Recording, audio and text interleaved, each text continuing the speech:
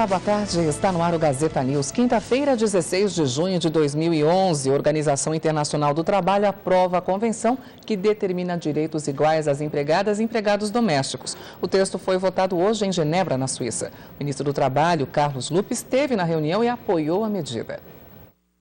O texto aprovado propõe que os empregados e empregadas domésticas passem a ter os mesmos direitos dos demais trabalhadores.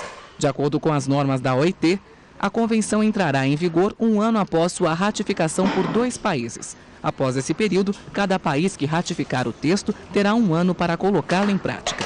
Se a convenção for assinada pelo Brasil, o Planalto terá que iniciar um processo de modificação da Constituição. A principal mudança deverá acontecer no 7º artigo, que trata dos direitos dos trabalhadores. Aqui, o trabalho doméstico não é regulado pela CLT. Por isso, não há necessidade de reconhecer o Fundo de Garantia por Tempo de Serviço, o FGTS, desses profissionais. A jornada de trabalho semanal e o adicional noturno também não são um direito para esses empregados. São considerados trabalhadores domésticos aqueles que não geram lucros ao empregador, como cozinheiros, babás, faxineiros, vigias, motoristas particulares e jardineiros. Dados do Instituto de Pesquisa Econômica Aplicada, o IPEA, mostram que, em 2009, 6.700.000 mulheres tinham o trabalho doméstico como fonte de renda. Dessas, somente 26% tinham carteira assinada. Aluguel de imóveis novos tem alta recorde em São Paulo.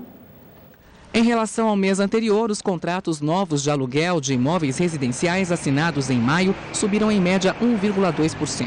Nos últimos 12 meses, a alta acumulada é de 16,7%, o que representa o maior aumento desde o início da série histórica do Sindicato da Habitação, em dezembro de 2005.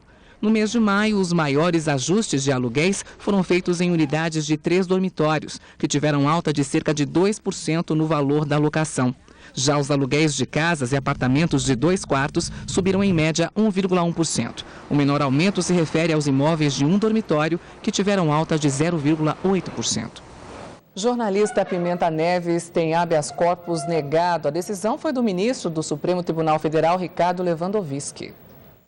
A defesa do jornalista alegou que a pena de 15 anos já havia prescrito.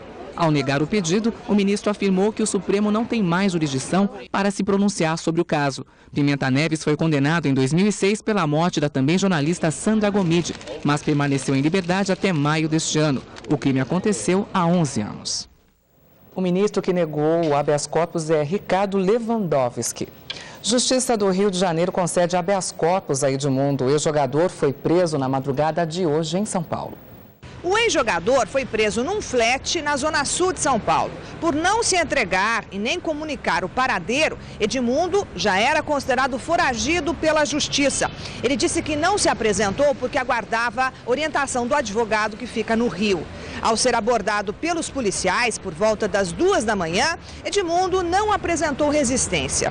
O ex-jogador teve a prisão decretada na terça-feira. Edmundo é acusado de homicídio culposo pelo acidente de carro em 1995, na Lagoa, zona sul do Rio, no qual 3 pessoas morreram. O atual comentarista de futebol foi condenado em 1999 a 4 anos e meio de prisão, em regime semiaberto, mas recorria em liberdade.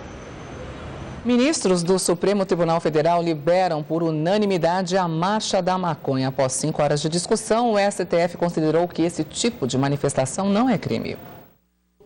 Para os 8 ministros que votaram, os atos pela descriminalização da droga são constitucionais. Segundo os magistrados, a Justiça não pode interpretar o artigo 287 do Código Penal, que criminaliza a apologia às drogas para proibir eventos públicos que defendem a legalização ou regulamentação da maconha. De acordo com o tribunal, quem defende a descriminalização da maconha está exercendo os direitos à liberdade de reunião e de expressão previstos na Constituição. A ação julgada ontem foi proposta em 2009. No entanto, o STF deixou claro que o uso da droga continua proibido, inclusive para fins medicinais e religiosos. Segundo o tribunal, os manifestantes também não podem fumar maconha durante a manifestação ou incitar o uso da droga. Quem fizer isso pode responder criminalmente pelos atos. A decisão do Supremo vale para todo o país. Em maio, a polícia reprimiu a marcha que aconteceu na Avenida Paulista, em São Paulo, e que havia sido proibida pela Justiça. Agora, com a decisão do órgão, os manifestantes prometem uma nova marcha para o dia 2 de julho, no vão livre do MASP. A Agência Nacional de Energia Elétrica afirma que não vai intervir na Eletropaulo. A medida havia sido pedida pelo PROCON na última segunda-feira.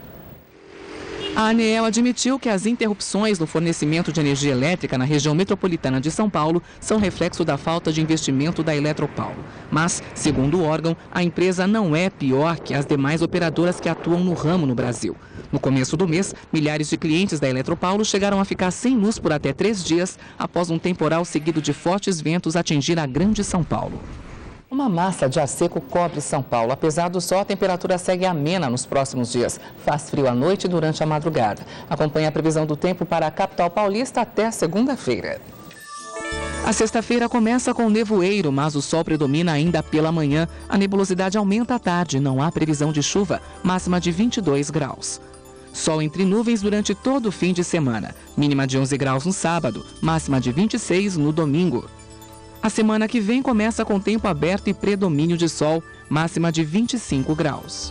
A seguir, cantor Djavan lança novo CD em São Paulo.